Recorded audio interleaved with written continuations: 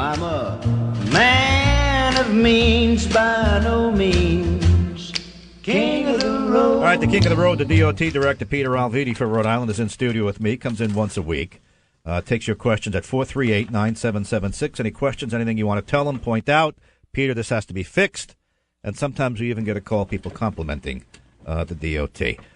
You haven't been in 2 weeks, so we have a lot of catching up to do. Welcome back. Yeah, nice to be back. Welcome back to you, too. Yeah, I was away for a week, too. All right, hey, at 8:06 this morning, you are taking down the center structure of the old Sakonnet River Bridge. Is that right? Yeah, that's pretty exciting. They're right now, as we speak, they're attaching the center span to a lift that's below it on a barge. And they'll be detaching the center span and lowering that whole center span down onto a barge where they'll take it off to the shore where they can disassemble it easier. What do we do with it? Is it all scrap metal? What do you do with that? It's all scrap metal, and it's all figured into the cost. In other words, the company that's doing the demolition gets the scrap, and then they reduce the cost of the contract accordingly. So they know what that's worth, and then they'll take it off the bill. It's part of the bid. What's left behind? The cement structures and the stone structures, the supports? Yeah. So in order to get a jump on this and actually get the project started last year, we had permitting issues with the Corps of Engineers. There are some wildlife, there's turtles and certain fish that live down around where the footings are in the water. A couple of bodies down there, too. There might be. We'll find that out when we explode the concrete. Would you call me right away if that happens? You'll be the first to know. We'll give you the scoop on that one. So we're pretty much through the permitting, but we started the superstructure before. We started the superstructure last year. So that's coming down now. And by the time we finish with the superstructure, all the permits will be in place for us to get rid of the concrete that's below the water line. All right. So today, if you go down there, you want to see them lower the main part, the center part of the old iron bridge. They're taking it down today. All right, Peter. Yep. Let's get to the phone. Let's get to the phone calls. 438-9776. I only ask that you keep it very tight, get to the point, so we can get as many of your neighbors on. All right. Let's go to David's in Lincoln. Good morning, David. You got a question about the trees not being trimmed? Go. Yeah, good morning, gentlemen. Morning. Driving through 146 between the State Police Barracks and 295, there are a lot of trees that I question their health, and some of them are reaching to the middle of the two lanes going north and southbound in the barrels there, or travel lanes. And there's about half dozen trees on the southbound lane alone that have fallen down and have reached the edge of the breakdown lane. And I'm wondering if they could be trimmed back before they land on someone's car doing 50 or whatever, 60, 70. All right. Yeah, I know that. I think you've called before and raised this question before, and we've had our crews out there to take a look at them to make sure that they were not in any danger of falling into the lanes of traffic. But we've had a tough winter, so we'll get our crews out there to have another look at those. This is one of the areas in our maintenance capabilities that we're looking to expand. Traditionally, we didn't have a lot of people that were on staff that were dedicated and trained to do tree removal, but we're making increases to our staff, and we're going to be looking at that as one of the areas that we get some in-house capability to do. But we'll take a look at those trees, and if they need to come down, we'll get them down. All right, David, thanks. Frank's in Jamestown. Beautiful, scenic Jamestown. You got a problem in Jamestown, Frank? No, I have a question for Mr. Alviti.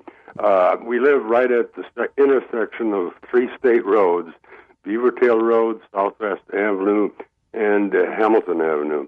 And we were told by a RIDOT representative that there's going to be a massive change to that intersection because somebody has determined that it is unsafe, that you can't see around the corner. Yes. And I wonder if that is true. Well, I'm not familiar with that project. I will check on it when we get back. I know we've got several projects that are happening in Jamestown, all of them safety related. And generally, we keep statistics on accidents that happen at various intersections along our state roads. And if there need to be safety improvements, we do that as part of the roadworks program. So I'll check on that, and I'll report back next week on that. Frank, this intersection you just told us about, Are you convinced that it does need a redesign, or are you okay with it the way it is? Well, it used to be a straight run into this intersection, and that was determined that it turned into a racetrack. And now it was turned into a curve, and now it was going to be back into a racetrack. And we've been living here for 17 years, and we have never seen one accident. There is a safety issue in that the abutter has planted lots of vegetation and shrubs, and you can't see around them. Wouldn't it save a lot of money if you just cut down those shrubs? All right. Well, I'll tell you what. We'll get somebody down there, look at them. Peter, report back to you next week. I'll get together with our safety engineers that determine those projects and what to do, and report back to you. It's Frank in Jamestown. DOT Director Peter Alviti is in. Let me get some calls, and then I know Peter wants to talk about Safety Week and a few other issues. But let me see here. Richard's in Situate. Go ahead, Richard. You're on with the DOT Director. Good morning, Gene. Morning. Good morning, Mr. Alvita. Good morning. Alviti. Oh, Silver Lake, buddy. Yeah.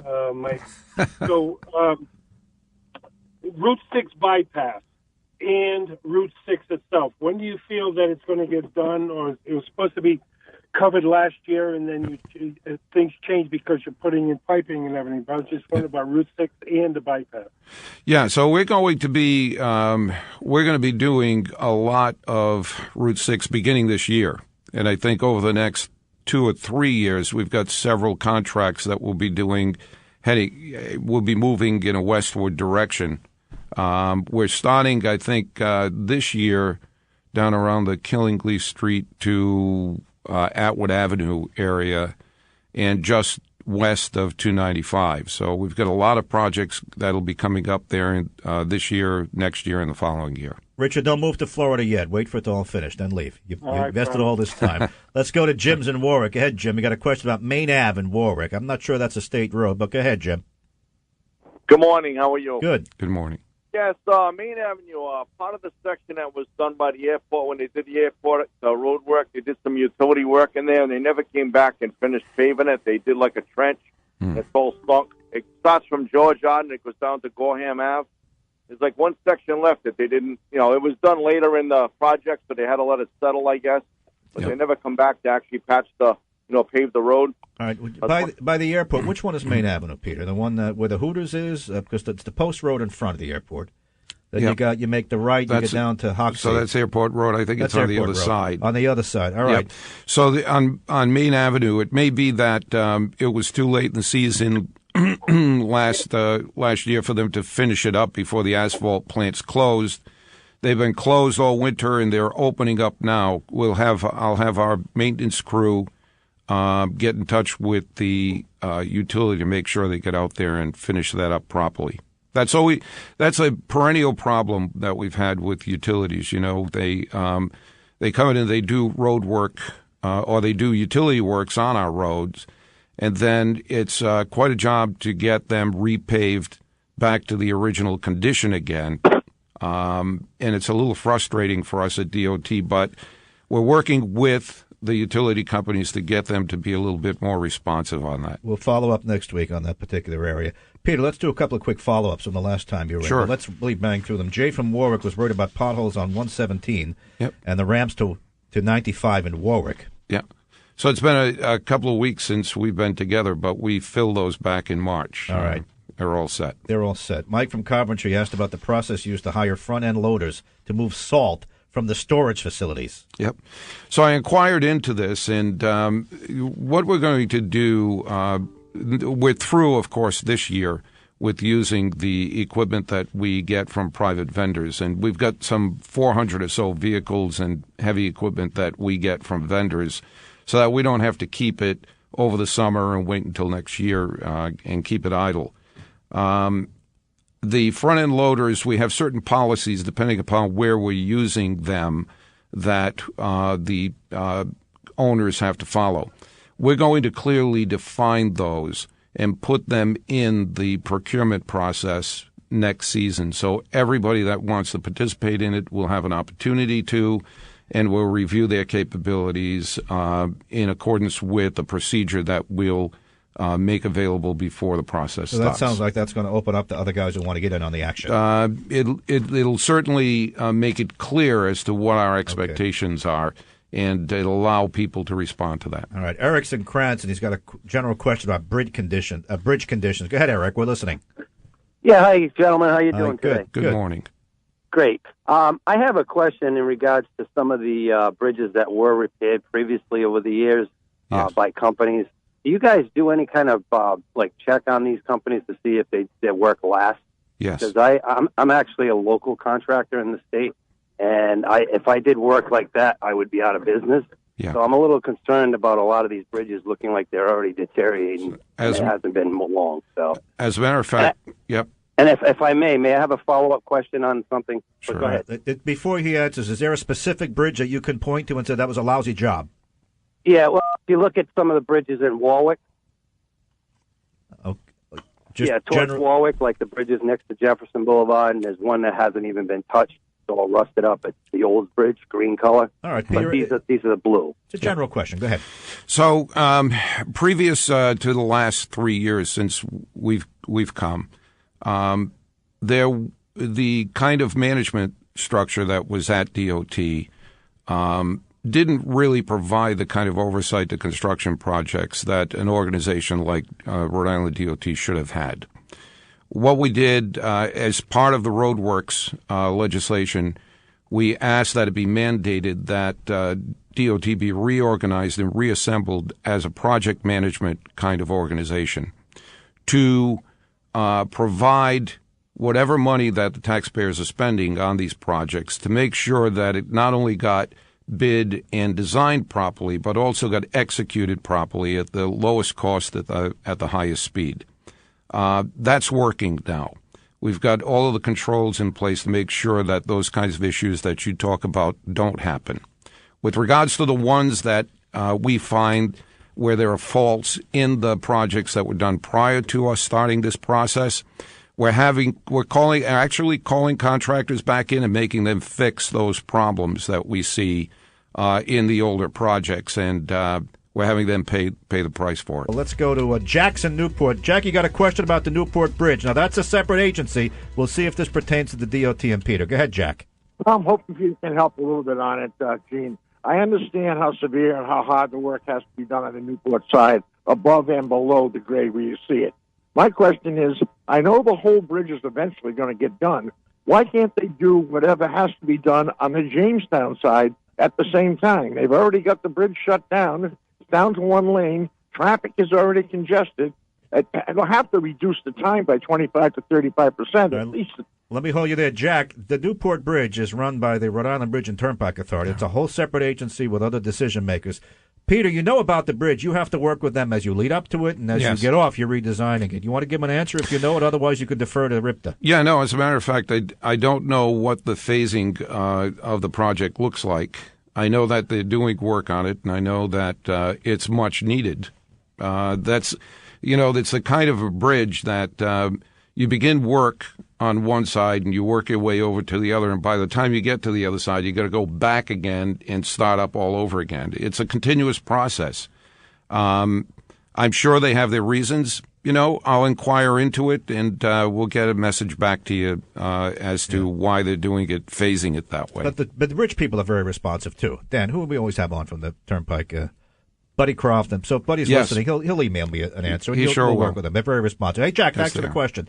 If you couldn't get through to Peter on your phones, send him an email, help@rydot.net. help@rydot.net. Tell him you listen to the radio, and they'll give you some attention, and then we follow up on all the questions next week. Peter, before I let you go, this is Workplace Safety Week. That's why you're wearing an orange ribbon and an orange tie. Yes, it is. Which means what? Do you want us to do what? Well, we've got a lot of people, especially this year, we've got a lot of construction projects going on our highways and our roads in the state of Rhode Island. And this week is Work Zone Awareness Week. The people that are working out there, that's their workplace. We work in offices, we work in factories, but they work out on the road within feet of traffic that's moving 40, 50, 60 miles an hour. So this week we ask everybody to be aware that it's going to be a busy season.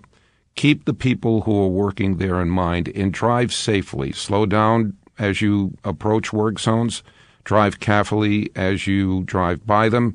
And we've had a number of accidents and deaths across the nation related to work zones. Right. Many of the accidents affect the drivers as much as the workers. So we ask everybody to use a little extra caution, especially this year that we've got a lot of construction going on and road crews are out there. Now, in Rhode Island, when I see emergency vehicle like a trooper pulled somebody over on the side of the road, yes, I'm supposed to move over by law 1 lane. Right. So if he's on the left, I have to move over 1 lane the opposite direction. Wherever he is, you're supposed to move over one lane when you see a trooper or a cop car. Yes. On a road like that. Is that the same with a DOT crew working? Am I supposed to move over a lane? Is that codified, or is that just good advice? No, it's not necessary because we follow national traffic codes to set up our work zones. That is, we have particular lighting, particular kinds of cone layouts or barrel layouts that are put in place that are designed to protect the workers that are in those places. Or we have barrier trucks that are with our work crews. So all we need is for the motorists to exercise a little bit more caution as they go by those work zones.